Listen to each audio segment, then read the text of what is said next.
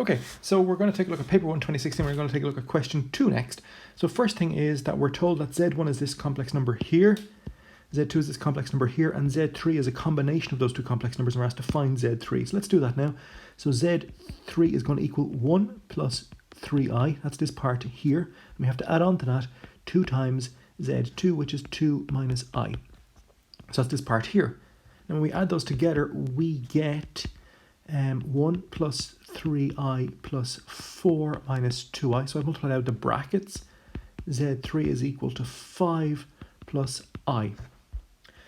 Okay, so 5 plus I, that seems okay. Next job, plot Z1, Z2 and Z3 on the given Argand diagram. So Z1, first of all, is 1 plus 3i, so he is up here. Z2, oh, I should label that, call that Z1. Z2 is 2 minus I, so he is down here, and he is Z2. And then Z3 is, where is Z3? 5 plus I, so he is over here. So that's Z3. Okay, that question is kind of done. Investigate if Z2 minus Z3 and the modulus of that is equal to the modulus Z1 plus Z2. Okay, so let's do the calculations first of all. So let's do the part inside the modulus symbol first of all, and then we look at the modulus. So Z2 minus Z3.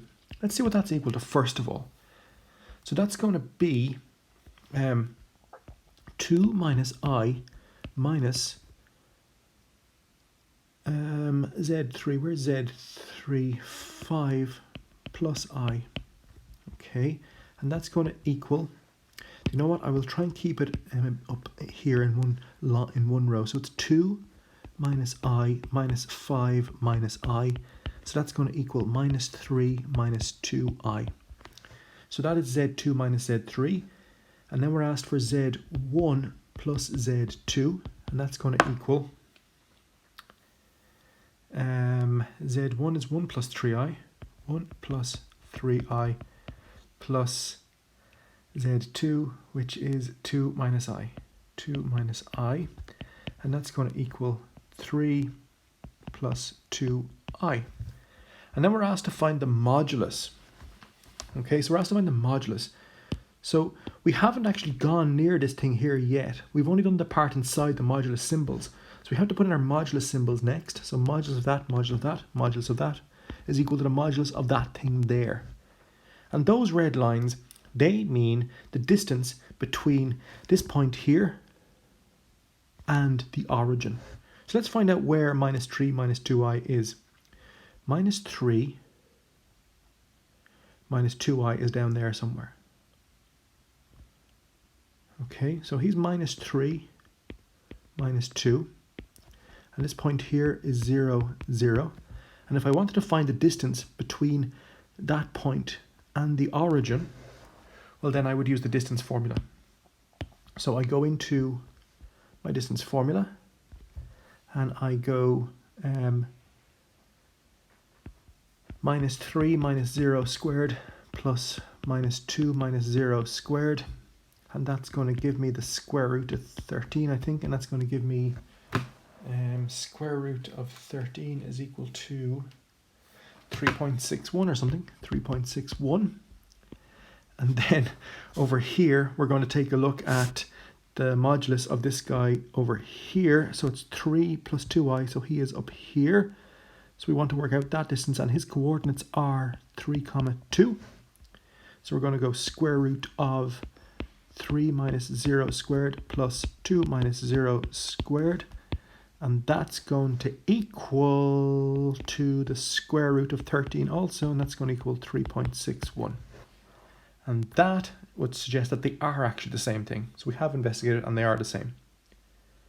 Okay, and then there was a part D as well. So quite a long question for complex numbers. That means there's going to be loads of marks for 25 marks. Not really, but anyway. Z1 over Z2. So Z1 over Z2. So I might just grab these and then I'll pull them down. So Z1, copy, paste. Z1 over Z2. W equals Z1, which is 1 plus 3i all over 2 minus I. So that's going to equal, sorry, it's not going to equal anything. We're going to have to multiply that by the same thing above and below, and we multiply above and below by the conjugate of the bottom, so it's 2 plus I, 2 plus I. So that's going to equal 2 plus I plus 6I plus 3I squared, all over 4 plus 2I minus 2I minus I squared.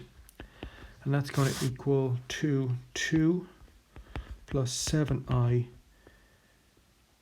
plus 3 times minus 1, all over 4 minus 1. So that's going to equal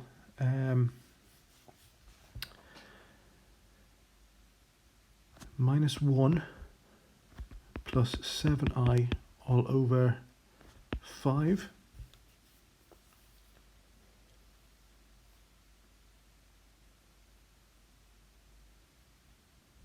Which is going to equal minus 1 over 5 plus 7I all over 5. And that's our answer. So that's the answer to part D. Yeah. Not very satisfactory. It would have been nicer if it had worked out a bit nicer for us. I think everything there is okay.